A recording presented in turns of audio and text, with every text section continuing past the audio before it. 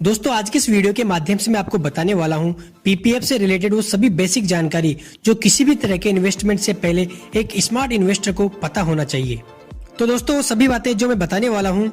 Number 1, क्या हमें PPF में पैसा इन्वेस्ट करना चाहिए या नहीं, और अगर इसको दूसरी तरीके से बोलूं तो क्या हमें पीपीएफ अकाउंट खुलवाना चाहिए या नहीं। अगर बात करें नंबर 2 की, तो वह कि what are the benefits of PPF, यानी पीपीएफ सेविंग स्कीम से हमको क्या क्या फायदा मिलता है। और दोस्तों अगर हमको पीपीएफ के बेनिफिट समझ में आ जाते हैं और हम पीपीएफ अकाउंट ओपन करवाना चाहते हैं तो कैसे आप पीपीएफ अकाउंट ओपन करवा सकते हो, उसके लिए क्या एलिजिबिलिटी और क्राइटेरिया होते हैं, साथ ही किन किन डॉक्यूमेंट्स की आपको पीपीएफ का अकाउंट ओपन करवाने के लिए जरूरत पड़ने वाली है। तो दोस्तों पीपीएफ से रिलेटेड इन सभी जानकारियों के लिए वीडियो के अंत तक जरूर बनी रहिए। नमस्कार दोस्तों, मैं हूँ जय सिंह गुर्जर और आप देख रहे हैं motivation and knowledge of YouTube channel. तो चलिए शुरू करते हैं कि हमको पीपीएफ अकाउंट ओपन करवाना चाहिए या नहीं। दोस्तों पीपीएफ में पैसा इन्वेस्ट करने से पहले आपको ये जानकारी जरूर होनी चाहिए कि पीपीएफ एक लॉन्ग टर्म सेविंग स्कीम है जिसमें कि आपका पैसा मिनिमम 15 इयर्स के लिए लॉक हो जाता है।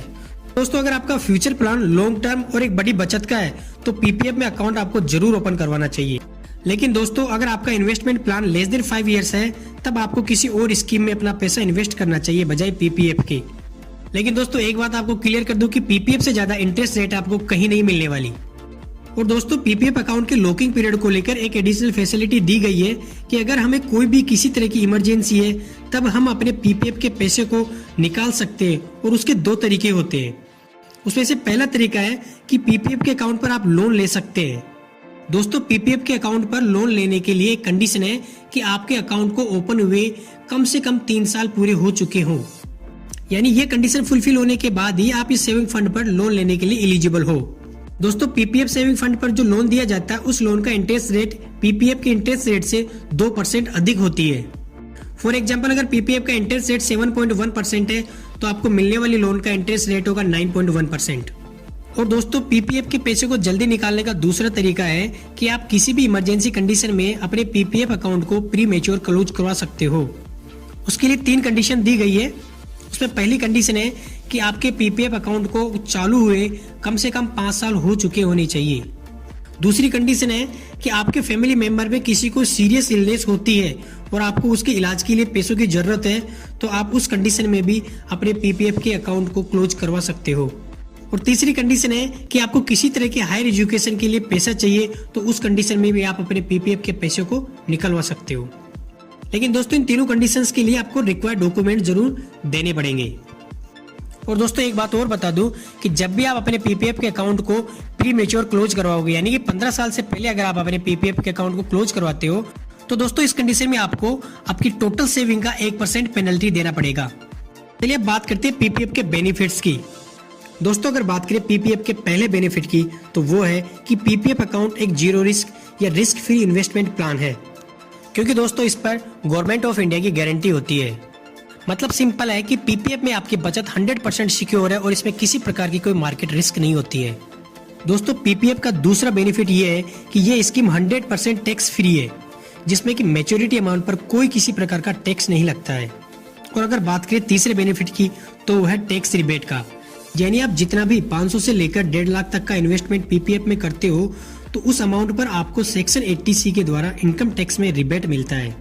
तो दोस्तों इस प्रकार आपको पीपीएफ से दोहरा बेनिफिट मिलता है, एक तो कि इनकम टैक्स में छूट मिलती है और साथ ही दूसरा कि टैक्स फ्री सेविंग भी हो जाती है। चलिए बात करते हैं कि पीपीएफ अकाउंट कैसे ओपन करवा सकते हैं और उसके लिए क्या क्या एलिजिबिलिटी क्राइटेरिया गवर्नमेंट ने डिसाइड किया हुआ है। दोस्तों पहला क्राइटेरिया है कि पीपीएफ अकाउंट होल्डर भारतीय नागरिक होना चाहिए, यानी पीपीएफ अकाउंट वही ओपन करवा सकता है जिसके पास भारत की नागरिकता है। दोस्तों पहले पीपीएफ अकाउंट एनआरआई भी ओपन करवा सकते थे, लेकिन नए रूल के according NRI PPF account open नहीं करवा सकते। And the second rule is 1 person can operate only single PPF account, मतलब एक आदमी केवल एक पीपीएफ अकाउंट ही ओपन करवा सकता है। लेकिन अगर आप चाहो तो अपने बच्चों के नाम पर पीपीएफ अकाउंट ओपन कर सकते हो, बशर्ते कि अकाउंट आपको ऑपरेट करना होगा। तो दोस्तों अब जान लेते हैं कि पीपीएफ अकाउंट ओपन करवाने के लिए आपको किन किन डॉक्यूमेंट्स की जरूरत पड़ने वाली है। दोस्तों पीपीएफ अकाउंट ओपन करने के लिए आपको सबसे पहले फॉर्म ए फिल करके देना होता है और आप ये कहीं भी ओपन करवा सकते हैं, आइदर एनी बैंक और पोस्ट ऑफिस। और जैसा कि दोस्तों मैंने पीपीएफ के नए नियम 2020 वाला वीडियो ऑलरेडी अपलोड कर दिया है, जिसमें पीपीएफ से रिलेटेड रिसेंटली जो भी नियमों में बदलाव किया गया है उसके बारे में बताया है। तो दोस्तों आप इसी वीडियो के डिस्क्रिप्शन में दिए गए लिंक पर क्लिक करके नए नियमों के बारे में जान सकते हैं। नए नियम के तहत आप फ्यूचर में अपना पीपीएफ अकाउंट बैंक या पोस्ट ऑफिस में से आपस में कहीं भी चेंज करवा सकते हो या ट्रांसफर करवा सकते हो। दोस्तों फॉर्म ए फिल करने के बाद आपको उसी फॉर्म पर 2 कलर पासपोर्ट साइज की फोटो लगानी होंगे। उसके अलावा आपको अपना पैन कार्ड और आधार कार्ड का फोटो कॉपी भी देना होगा। और एड्रेस प्रूफ में आप दी गई लिस्ट में से कोई भी एक document like water bill, telephone bill, electricity bill, voter ID card आदि कोई भी डॉक्यूमेंट सबमिट करके बड़ी आसानी से फ्यूचर सेविंग स्कीम यानी कि पीपीएफ अकाउंट ओपन करवा सकते हैं। Friends, I hope all the basic information related PPF scheme आपको अच्छी तरह से समझ आ गई होगी। फिर भी आपका कोई भी डाउट हो तो आप मुझे कमेंट करके जरूर बताएं।